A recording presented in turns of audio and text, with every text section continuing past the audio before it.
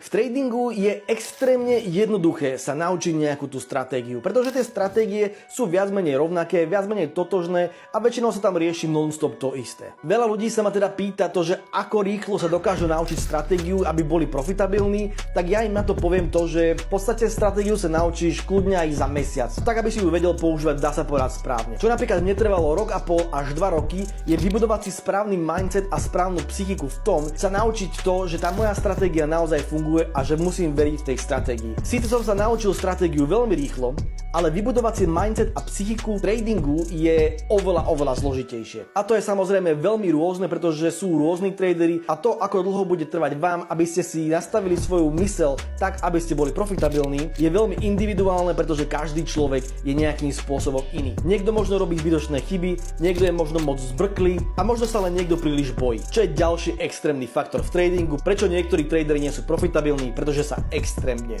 boja.